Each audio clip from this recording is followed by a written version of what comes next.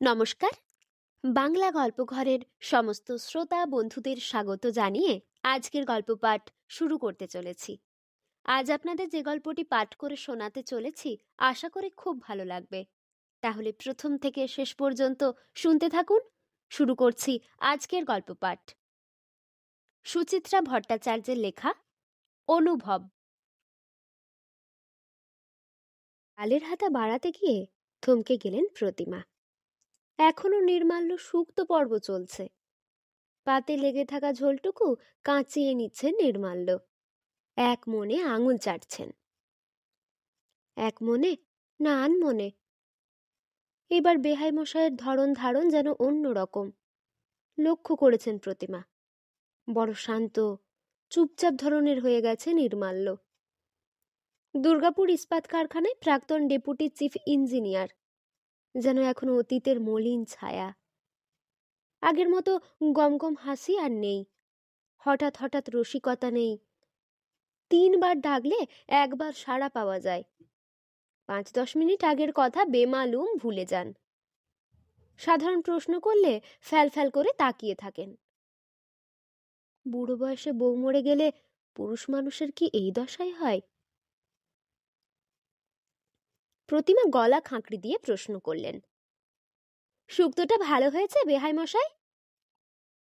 নির্মাল্য নড়ে চড়ে উঠলেন। অতি উত্তম, আহা, যেন অমৃত। দেবো আর একটু?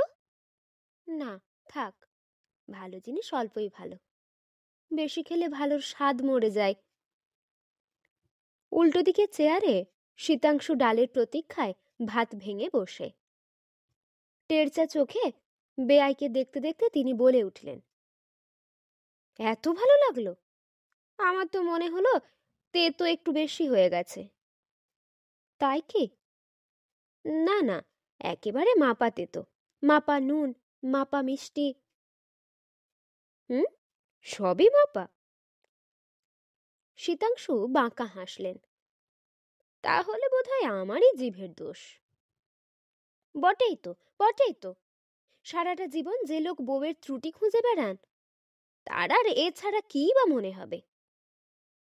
সাধে কি প্রতিমা রান্নাঘরে যাওয়া ছেড়েছেন? এহ, পোস্ত একেবারে আলুনি করে ফেলেছ। বাঁধাকপিতে মন খানিক চিনি ঢালার কি দরকার ছিল? নাদা নাদা আলু দিলেই কি তরকারি ভালো হয়? এই তো সব মন্তব্যের ছিঁড়ি। গতকাল পর মাত্র কটা দিনের জন্য ছেলে শ্বশুর এসেছেন বাড়িতে। পোলাও, মাংস, কালিয়া, কাবাব নয়, রোজ একটা কি দুটো নিরামিষ পদ স্বহস্তে রেঁধে খাওয়াচ্ছেন প্রতিমা। সামান্য নারকেল কুমড়ে কি মোচার ঘন্ট কি শুক্তনি, তাই সোনা মুখ করে খেয়ে স্ত্রীহারা মানুষটা একাধটা প্রশংসা বাক্য উচ্চারণ করছেন। আর অমনি টিপ্পনি শুরু হয়ে গেল। প্রতিমা হরাস করে স্বামীর পাতে ডাল ঢেলে দিলেন। গোমড়া মুখে বললেন, বেগুন ভাজা দেব? প্রাণ চাইলে দেবে। তোমার তো আবার শতেক প্যাক না। লম্বা ফালি চলবে না, কালো হয়ে গেলে মুখ ভ্যাটকাবে। শীতাংশুর থালায় অবহেলা ভরে ভাজা বেগুন ফেলে আবার নির্মাল্যর প্রতি মনোযোগী হলেন প্রতিমা। কানে লেগে থাকা ক্ষণপূর্বে স্তুতির রেশটুকু ফেরাতে চাইছেন। তাই মুখ হাসি হাসি করে বললেন, আপনার আবার বেশি বেশি। কই, কচু ঘেঁচু শুক্তোকে কেউ অমৃত বলে না তো? আমি বলি। নির্মাল্যের সরল উত্তর। আপনার বেয়ান চলে যাওয়ার পর থেকে এসব রান্নার জোটে কই। কোথায় বেয়ানের রান্না আর কোথায় আমার? অমন করে বলছেন কেন? আপনার বেয়ানের হাতে একরকম ছিল, আপনার আর এক রকম। দুটোই ভালো, তবে দুরকম। হ্যাঁ, একজনেরটা চিনি, অন্যজনেরটা গুড়। দুটোই মিষ্টি, কি বলেন? কড়া চোখে স্বামীর দিকে তাকালেন প্রতিমা। টুকুস চিমটি কেটে শীতাংশু নির্বিকার। হ্যাঁ হ্যাঁ হাসছেন। সামনের মানুষটা তার ব্যঙ্গে ব্যথিত না উদাস সেদিকে ভ্রুক্ষেপই নেই। খাওয়া দাবার পাট চুকিয়ে ঘরে এসে শীতাংশুকে ধরলেন প্রতিমা। তোমার কি আক্কেল গো? অভাগা মানুষটাকে অমন হুল ফোটাও কেন তুমি? শীতাংশু হাই তুলতে তুলতে দিবা নিদ্রাকে আহ্বান জানাচ্ছেন। অলসভাবে বললেন, খারাপ কি বলেছি? আগেও তো কতবার এ বাড়িতে এসেছেন, এমন গদগদ প্রশংসা তো কখনো শুনিনি। কেন, তখন বউ পাশে থাকতো বলে? হুম? ছি ছি ছি, কি ভাষা! বেচারার বউ মারা গেছে এখনো বছর ঘোরেনি, তো তার জন্য তোমার রান্না নিয়ে আদিক্ষেতা মেনে নিতে হবে আমাকে? প্রতিমা চিড়বিড়িয়ে জ্বলে উঠলেন। আমার রান্না নিয়ে দুটো ভালো কথা বলা মানে আদিক্ষেতা? হ্যাঁ, নিজের মুখে মধু নেই বলে? হুম, ওই মধু বাক্যেই তো গলে গেল গিন্নি। শীতাংশু বিছানায় গড়ালেন। শোনো, নির্মাল্য দস্তিদার মহা ধূর্ত চিজ। ওটা তোমার প্রশংসা নয়, ঘুরিয়ে নিজের ছেলের বউয়ের নিন্দা করা। আরে বাবা, সে বেটি আজকালকার মেয়ে, কেন বসে বসে শ্বশুরের জন্য শুক্তো ঘন্ট রান্না করতে যাবে? ওর নিজের মেয়ে রাঁধে, জন্মে কোনোদিন শ্বশুর শাশুড়িকে তাদের পছন্দের পদ করে খাইয়েছে? কি প্যাঁচ, কি প্যাঁচ! জিলিপির ঠাকুর দাদা অমৃত্যি। এমন প্যাঁচোয়া লোককে সামলে কি করে যে 40টা বছর ঘর করলেন প্রতিমা! এদিকে কুটকুট করে ছেলের বউয়ের নিন্দে করবেন, ওদিকে তার সামনে একেবারে আদর্শ শ্বশুরটি। বাবু সোনা হওয়ার পর চাকরি করা নিয়ে নূপুরের সঙ্গে প্রতিমা যখন খটাখটি বেঁধে গেল, অমনি উনি রামমোহন বিদ্যাসাগর সেজে গেলেন। লেখাপড়া জানা মেয়ে, ঘরে বসে শুধু সংসার আর বাচ্চা সামলাবে নাকি? করবে, নিশ্চয়ই চাকরি করবে। বাবু সোনাকে দুম করে বোর্ডিং স্কুলে পাঠানোর বন্দোবস্ত করে ফেলল নূপুর। বেচারা প্রতিমার নাতির জন্য মন পড়ে, একা একা দিন কাটতেই চায় না। দোষের মধ্যে দোষ, ফস করে একদিন নূপুরকে বলে ফেলেছিলেন, একটা মাত্র ছেলেকে বাড়ি থেকে বিদায় না করে দিলে কি চলছিল না? বাপরে, সঙ্গে সঙ্গে কর্তার কি মেজাজ! ও ছেলের মা, ছেলের ভবিষ্যতের কথা ভেবে যা ভালো বুঝেছে তাই করেছে, তুমি কথা বলার কে হে? এই বেহাই মশাইয়ের কথাই ধরা যাক না। পিঠের ব্যথায় কষ্ট পাচ্ছেন, দুর্গাপুরে অনেক ডাক্তার বদ্যি করেছেন, আসানসোলে গিয়ে বড় অর্থোপেডিক দেখিয়ে এসেছেন, কিছুতেই কিছু হচ্ছে না। মেয়ে বাবাকে কলকাতায় এনে স্পেশালিস্ট দেখাবে, এ তো ভালো কথা, কিন্তু প্রতিমাকে আগে একবার জানাতে কি কষ্ট ছিল। প্রতিমা জানলেন কখন? না, বেআই মশাই কলকাতায় পা দেবার পর। এর জন্য একবার অভিমান প্রকাশ করতেই কর্তার কি ধমক! বলি, বাপটা কার, তোমার না নূপুরের? তার বাপকে ডাক্তার দেখানোর আগে তোমার অনুমতি নিতে হবে। সেই লোক ঘরের কোণে বসে এখন ছেলের বউয়ের কুচ্ছ গাইছে। প্রতিমা যদি একবার মুখ ফুটে নূপুরকে কিছু রাঁধতে বলেন, অমনি তো খিচিয়ে উঠবেন। সারাদিন অফিসে খাটাখুটি করে আবার মেয়েটা হেসেলেও ঢুকবে। লোক বটে একখানা, একজনকে দেখলেই শ্রীকৃষ্ণের বিশ্বরূপ দর্শন হয়ে যায়। প্রতিমা মনে মনে জুৎসই জবাব তৈরি করছিলেন, আবার শীতাংশুর গলা কানে উড়ে এলো, কি ধ্যান করছো বসে বসে? বেআই সার্টিফিকেটটা কোথায় ঝোলাবে? ওটাকে মাদুলি করে পড়ে থেকো, আপাতত একটু গড়িয়ে নাও। অনেকক্ষণ রান্নাঘরে কাটিয়েছো, এরপর তো আবার কোমরে ব্যথা, হাঁটুতে ব্যথা। প্রতিমা ঝেঁঝে উঠলেন। হ্যাঁ, বেআই মশাই পাশের ঘরে, আর আমরা এখানে জোরে শুয়ে নিদ্রা দিই। লজ্জা সরম তো কিছু নেই, ছি! লজ্জা সরম? আমরা দুর্গাপুর গেলে বেহাই বেহান কি বুঝি সারাক্ষণ আমাদের মুখের সামনে মুখ লাগিয়ে বসে থাকতেন? ভুলে যেও না, তখন বেয়ান ছিলেন। তবে আর কি, যাও বেয়ায়ের সামনে গিয়ে তা থিয়া করে নাচো। নিজে ঘুমোও না, আমাকে নিয়ে প্যাচাল পারছো কেন?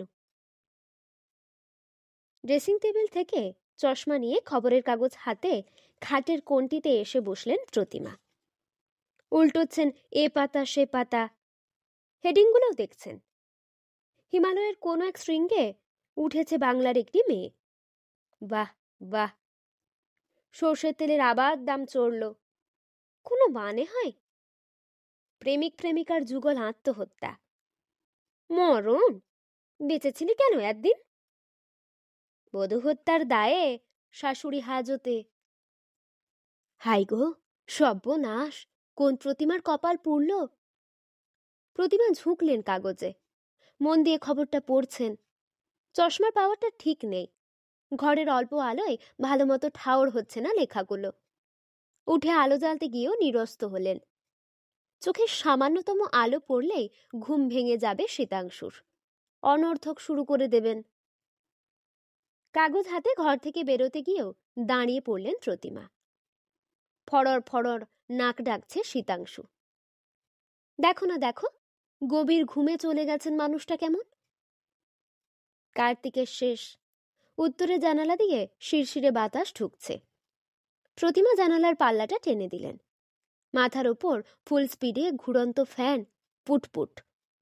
2 পয়েন্টে নামিয়ে বেরিয়ে এসেছেন বারান্দায়। পূবমুখ বারান্দায় খান দুয়েক বেতের চেয়ার, ছোট একটা টেবিল। অতনু আর নুপুরের শৌখিন বসার আয়োজন। একধারে শীতাংশুর ইজি চেয়ারও আছে। হেমন্তের দুপুরে এ বারান্দা ভারী আরামের। একটা চেয়ার টেনে বসতে গিয়ে হঠাৎই নিচের কাঁচা উঠোন মতো জায়গাটাতে প্রতিমার দৃষ্টি আটকে গেল। নির্মাল্য উবু হয়ে বসে নিরীক্ষণ করছেন একটা কি যেন। কখন নেমে গেলেন দোতলা থেকে? প্রতিমা গলা ওঠালেন, ওখানে কি করছেন বেয়াই মশাই? নির্মাল্য ঘাড় তুললেন, আপনার বাগান দেখছি। কোথায় বাগান? সবই তো আগাছা। কেন, কটা ফুলের চারাও তো বেরিয়েছে। তাই বুঝি? প্রতিমার মন প্রসন্ন হয়ে গেল। এ বাড়ির কেউই তেমন গাছ অন্তঃপ্রাণ নয়, একমাত্র তারই যা এক সময়ে অল্প স্বল্প উৎসাহ ছিল। টগর, শিউলি, গন্ধরাজের চারা লাগিয়েছিলেন কয়েকটা। গাছগুলো এখনো ফুল ফোটে, তবে আর তেমন যত্ন আত্তি করা হয় না। সে শক্তিও নেই, সে উদ্যমও নেই। এখন শুধু ফি বছর পুজোর পর কিছু মৌসুমি ফুলের বীজ এনে ছড়িয়ে দেন উঠোনের ওদিকটায়, পুরনো অভ্যেসের মতো। অযত্নে অবহেলায় বেশিরভাগ সূর্যের মুখ দেখতে পায় না। 2-4টে গাঁদা বেঁচে যায় কচ্ছিত কখনো। হিলহিলে শরীর নিয়ে লিকলিকে হয়ে বেড়ে ওঠে। নবীন সোনালি ফুলে উঠোন আলো হয়ে যায়, বেশ দেখতে লাগে। এবছরও তবে ফুটবে কয়েকটা। পায়ে পায়ে প্রতিমা একতলায় নেমে এলেন। নির্মালের পিছনে এসে দাঁড়িয়েছেন। অভিভাবকের সুরে বললেন, দুপুরে না শুয়ে এসব হচ্ছে? নির্মাল্য যেন শুনতেই পেলেন না, আপন মনে বললেন, চারাগুলোর এই হাল কেন? হ্যাঁ, মাটি না তৈরি করলে হয়? ওসব ঝঞ্ঝাটে কে যায় বলুন তো? প্রতিমা ঠোঁট ওল্টালেন, নিজে থেকে যা হয় হোক না।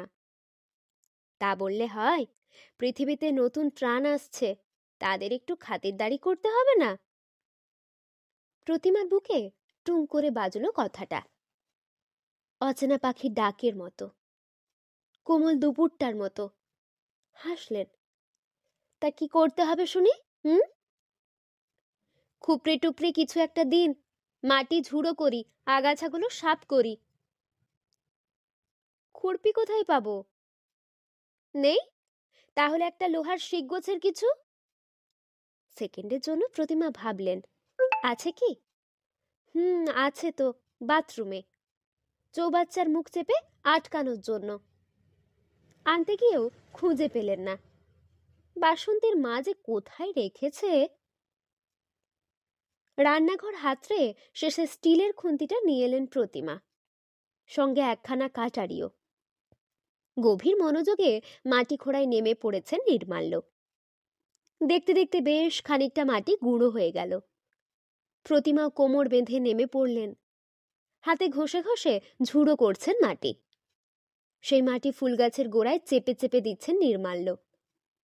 কাটারি দিয়ে ছেঁটে ছেঁটে দিচ্ছেন আগাছাগুলি। কাজ করতে করতে কথা চলছে দুজনের, গাছের কথা, ফুলের কথা, এলোমেলো কথা। নির্মাল্য বললেন, এ তো বেশ ভালো জাতের গাঁদা, ফুল প্রায় টেনিস বলের সাইজের হবে। প্রতিমা বললেন, কই হয়, আমি তো এইটুকুই দেখি। নির্মাল্য বললেন, ফুলের জন্য খাটতে হবে, সার দিতে হবে, জল দিতে হবে, জানেন তো? গাছ কখনো বিট্রে করে না। আপনি গাছের কথা ভাবুন, গাছও আপনার কথা ভাববে। প্রতিমা বললেন, ছিলেন তো ইঞ্জিনিয়ার, গাছগাছালির ওপর এত খবর জানলেন কি করে? নেশাটা কি নতুন? নির্মাল্য বললেন, নেশা বলছেন? গাছ কত ভালো সঙ্গী জানেন? প্রতিমা বললেন, তা বটে, যা ইচ্ছে কথা শোনাতে পারেন, জবাবটি দেবে না। নির্মাল্য কাটারি চালানো থামিয়ে বিচিত্র চোখে তাকালেন প্রতিমার দিকে। চশমার আড়ালে মণি দুটো যেন ঝিকঝিক করে উঠল। হাসি, অথচ যেন হাসি নয়। অন্যমনস্ক স্বরে বললেন, নীরব থেকেও তো অনেক কথা বলা যায়। আপনার বেয়ানকে তো চিনতেন, দিনে রাতে কটা কথা বলতো সে, আমি তো একাই বুকে মরতাম। কাছেই ট্রেন লাইনে ঝমঝম শব্দ বাজিয়ে একটা ট্রেন শহর থেকে শহরতলির দিকে চলে গেল, উত্তর থেকে দক্ষিণে, শীতের হাওয়ার মতো। প্রতিমা অস্ফুটে বললেন, বেয়ান বড্ড তাড়াতাড়ি চলে গেলেন, অসময়ে। মৃত্যুর কি কোনো সময় অসময় আছে? নির্মাল্য ছোট্ট শ্বাস ফেললেন।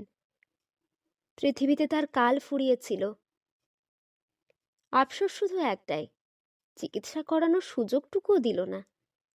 টিভি দেখতে দেখতে একটা উহ শব্দ করল, ব্যাস, দি এন্ড। সেরিব্রালেও তো একজন বেঁচে যায়, যায় না বলুন? প্রতিমা অস্বস্তি বোধ করছিলেন। কথার মোড় ফেরাতে ব্যস্তভাবে বলে উঠলেন, হে, আপনার সর্বাঙ্গে যে একেবারে মাটিতে মাখামাখি হয়ে গেল।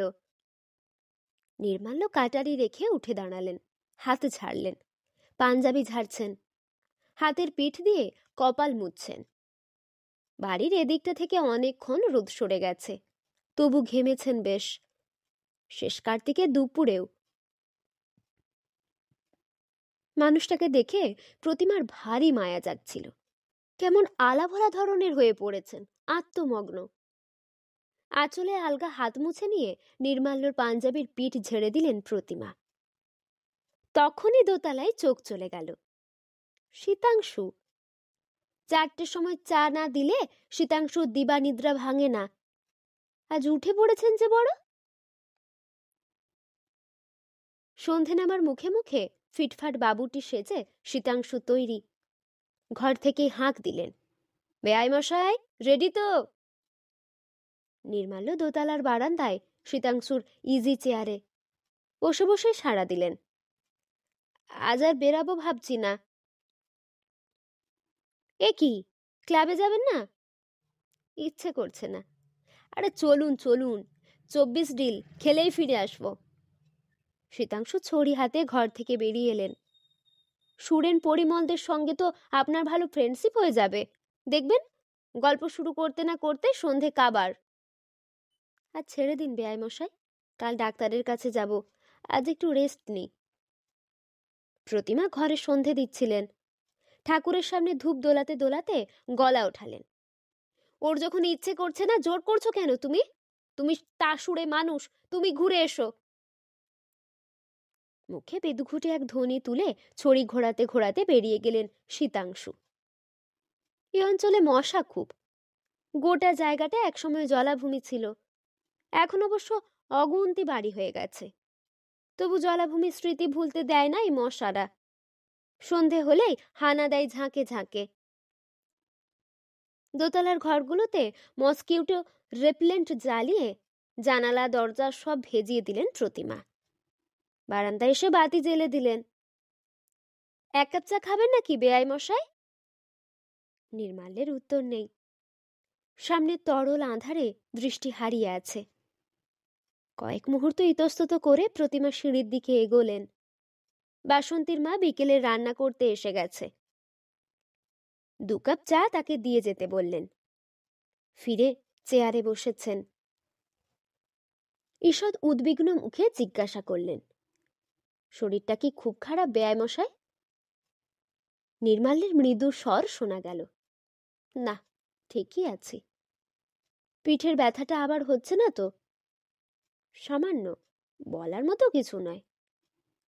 প্রতিমা অনুযোগের সুরে বললেন, মিছিমিছি তখন মাটি কোপাতে গেলেন, অমন ঝুঁকে ঝুঁকে কাজ করা আপনার একদম উচিত নয়। দূর, ওজন্য কিছু হয়নি, বরং গাছের পরিচর্যা করলেই আমি বেশ থাকি।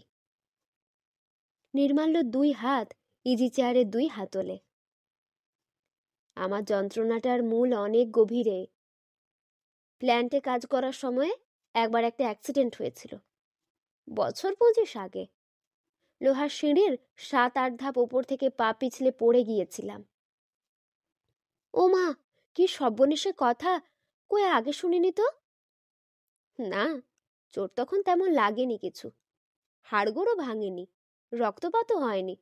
তবে তারপর থেকে ঠাই বসে থাকলেই, রিটায়ারমেন্টের পর থেকে তো হাঁটাচলা কমেই গেছে, বসেই থাকি, আর সেই সুযোগ বুঝেই ব্যথা আবার চড়াও হয়েছে। বসে থেকেই যখন ব্যায়াম, বসে রইলেন কেন? ওর সঙ্গে হেঁটে এলেই তো পারতেন।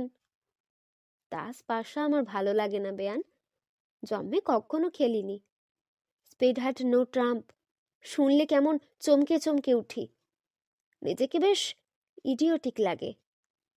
তবে হ্যাঁ, বেয়াই মশাইয়ের বন্ধুরা সজ্জন ব্যক্তি, গল্পগুজবও করাই যায়, কিন্তু মুশকিল হলো ওদের টপিক একটাই, পলিটিক্স।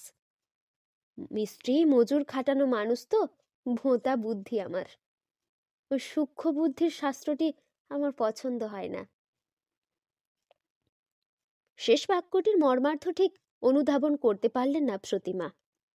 অপাঙ্গে দেখলেন বেয়াই মশাই একটু যেন কাত হয়ে গেছেন, চোখ মুখ কুঁচকানো। ব্যথাটা যত কম বলছেন তত লঘু নয় বোধ হয়। নরম স্বরে প্রতিমা জিজ্ঞাসা করলেন, পিঠের ঠিক কোনখানে হচ্ছে ব্যথাটা? শিরদাঁড়ার ডান দিকে। বেয়ে বেয়ে কাঁধ অব্দি উঠলেই চিত্তির, একেবারে বিছানায় আছড়ে ফেলে দেবে। আগে কি এতটা বাড়াবাড়ি ছিল? ছিল না, আবার ছিল। আপনার বেয়ান গরম জলে কি সব মিশিয়ে মালিশ করে দিত, বাড়তে পারত না। কি মালিশ, নূপুর জানে? না, ওসব ছিল আপনার বেয়ানের নিজস্ব তুকতাক। আমার একটা বেদনার মলম আছে, মালিশ করতে হয় না, আলগা বোলালেই কাজ হয়, দেব? হ্যাঁ না কিছুই শোনা গেল না। চড়াচড়ে এখন গাঢ় অন্ধকার। রাস্তার বাতি জ্বলে গেছে। মিহি কুয়াশায় চারপাশের বাড়ির আলো কেমন অস্পষ্ট দেখায়। প্রবল প্রতিযোগী দুই রিকশা তীক্ষ্ণ হর্ন বাজাতে বাজাতে সামনে দিয়ে ছুটে গেল। হাওয়া দিচ্ছে মাঝে মাঝে, এলোমেলো ঠান্ডা ঠান্ডা। বাসন্তীর মা চা রেখে গেছে। আঁচল গায়ে ভালো করে জড়িয়ে নিয়ে কাপে চুমুক দিলেন প্রতিমা। আলগা বললেন, এবছর শীতটা ভালোই পড়বে মনে হয়। সবে নভেম্বরের 10 তারিখ, এখনই বাতাস কি ঠান্ডা হয়ে গেছে। নির্মাল্য বললেন, হুম। আপনাদের ওদিকে তো অনেক বেশি শীত পড়ে। হ্যাঁ, ডিসেম্বরে বেশ টেম্পারেচার নেমে যায়। কথাটা বলেই নির্মাল্য একটুক্ষণ চুপ। তারপর বললেন, আপনার বেয়ান বড্ড শীত কাতুরে ছিল, 2 মাস তো একেবারে জবুথবু হয়ে থাকতো। প্রতি বছরই বলতো, এই শীতটা আর কাটবে না। গত বছর কথাটা ফলে গেল। প্রতিমা জিজ্ঞাসা করতে পারলেন না সেরিব্রালের সঙ্গে শীতের কি সম্পর্ক। হয়তো নির্মাল্য বলবেন, মৃত্যু ভয়ে সেরিব্রাল টেনে এনেছে। কোনো কথা বলাই এখন বিপদ। নির্মাল্য সব কথাই এখন ঘুরে ফিরে স্ত্রীতে চলে যায়। কথা ঘোরানোর জন্য প্রতিমা বলে উঠলেন, তা আপনি এখন একটা পাতলা পাঞ্জাবি পরে আছেন কেন? গায়ে একটা চাদর আলোয়ান কিছু জড়ান। কিচ্ছু লাগবে না, ঠান্ডা আমার বেশ লাগে। লাগুক, তবু একটা কিছু গায়ে দিন, হিম পড়েছে। এ সময়টায় অসুখ বিসুখ হয় বেশি। ইজি চেয়ার আবার নীরব। প্রতিমা চা শেষ করে উঠে পড়লেন। নির্মাল্যর ঘরে গিয়ে চাদর আনতে কেমন যেন বাঁধো বাঁধো ঠেকল। এসেছে নিজেদের ঘরে। শীতাংশু তুষের চাদরখানা হাতে নিয়ে 1 সেকেন্ড ভাবলেন কি যেন। তারপর ড্রেসিং টেবিলের দেরাজ থেকে মলমটাও নিয়ে ফিরে এলেন বারান্দায়।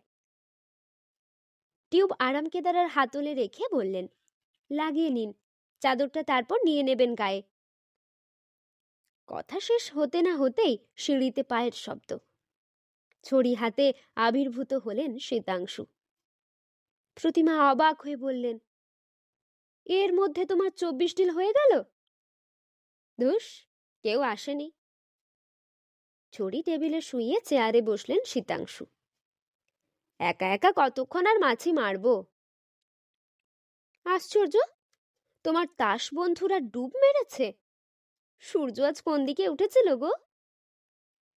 শীতাংশু দুম করে চটে গেলেন। কেন, তারা কি একদিন বাড়িতে রেস্ট নিতে পারে না? তুমি না বলো তাস খেলাই তোমাদের বিশ্রাম? প্রতিমা খোঁচালেন। শীতাংশু গুম হয়ে গেলেন। মুখ খুললেন সেই রাতে শোয়ার সময়। মশারি গুঁজতে গুঁজতে ঘর ঘরে গলায় বলে উঠলেন, টিউব শেষ? প্রতিমা গ্লাস উঁচু করে জল খাচ্ছিলেন। হালকা বিষম খেলেন। কিসের টিউব? ন্যাকা সেজো না। আমার কি চোখ নেই? গোটা মলমটাই কি বেয়াইয়ের পিঠে ঘষা হয়ে গেল নাকি? গোটা মলম কোথায়? একটুখানি তো পড়েছিল। বললেই হলো, পুজোর পর ওটা কেনা হয়েছে। পাক্কা 2 মাস চলে, আমার হিসেব আছে। কি ছোট মন গো তোমার। হ্যাঁ, আমারই তো ছোট মন। নেজাল ড্রপে সিসি খুলে নাসিকা গহরে ফোঁটা ফোঁটা তরল ঢালছেন শীতাংশু। জোরে নাক টানলেন কয়েকবার। সঙ্গে সঙ্গে মুখটাও বিকৃত হয়ে গেল। নিজের মন তো খুব বড়।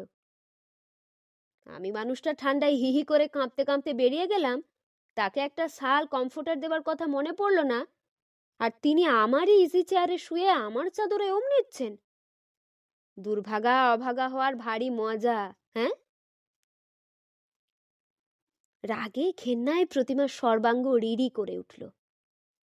এক পা ঘাটে বাড়িয়ে বসে আছেন, এখনো কুচুটেপনা হিংসুটেপনা গেল না।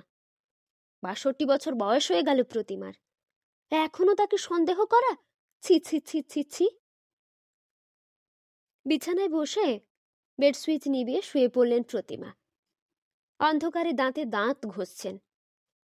এই জন্যেই দুপুরে বারান্দা থেকে উঁকি মারছিল? তাসের আসর থেকে ফিরে এসেছেন?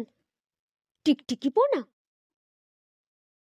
প্রাণ থাকতেই মানুষটার সঙ্গে আর কথা বলবেন না প্রতিমা। পরদিন রাত 8টা নাগাদ ডাক্তার দেখিয়ে ফিরলেন নির্মাল্য, মেয়ে জামাইয়ের সঙ্গে। মেয়ের ডাক্তারও তেমন কিছু আসার কথা শোনায়নি। কটা ব্যথার ওষুধ দিয়েছে, সঙ্গে ফিজিওথেরাপির নির্দেশ। আর টেস্ট করাতে হবে 1 কাঁড়ি। মাথার চুল থেকে পায়ের নখ সবেরই একবার পরীক্ষা করা চাই ডাক্তারের। সমস্ত করে টোরে আবার মাসখানেক পর হাজির হতে হবে তার চেম্বারে। তখন তিনি উপযুক্ত বিধান দেবেন। বাড়ি এসে নির্মাল্য খানিকক্ষণ মনমরা হয়ে বসে রইলেন। নূপুর অতনু নানা রঙ্গরসিকতা জুড়ে তাকে প্রফুল্ল করার চেষ্টা করছে, তাও তার মুখে হাসি নেই। অবশেষে ম্লান মুখে ঘোষণা করলেন, কালী ভোরে তিনি দুর্গাপুর ফিরতে চান। বাড়ির জন্য তার মন কেমন করছে। প্রতিমা ভেতর থেকে সিটিয়ে গেলেন। মনের মধ্যে একটা ক্ষীণ সংশয় উঁকি ঝুঁকি দিতে লাগলো। কাল রাত্রে তাদের স্বামী স্ত্রীর সংলাপ কি কানে গেছে নির্মাল্যর? যেতেই পারে।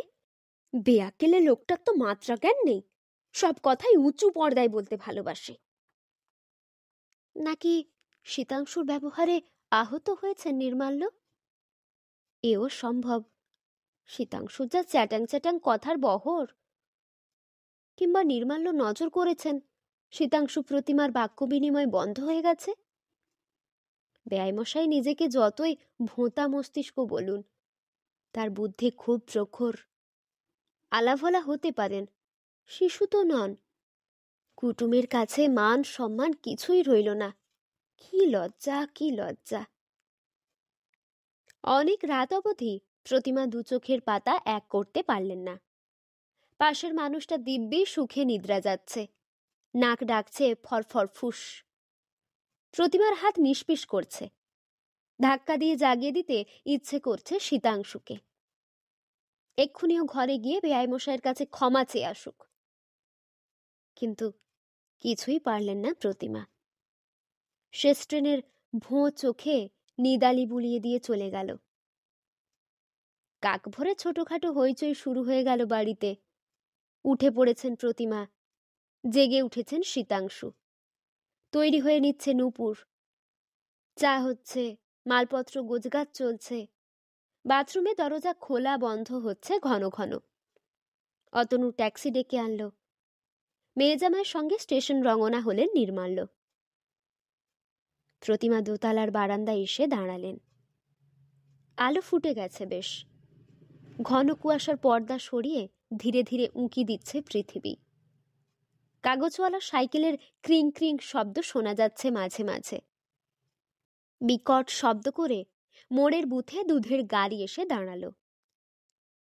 সহসা ভীষণ জোর নাড়া খেয়ে গেলেন প্রতিমা। নিচের উঠোনে শীতাংশু মগে করে জল দিচ্ছেন ফুল গাছের চারায়। গাছের গোড়াগুলো খোঁচাচ্ছেন কাঠি দিয়ে, আবার চেপে চেপে দিচ্ছেন মাটি। প্রতিমা ফিক করে হেসে ফেললেন। ঈর্ষার উত্তাপে বুঝি বেঁচে থাকাটা আজও রঙিন করে দেয়। পাগল লোকটা, এক্কেবারে পাগল।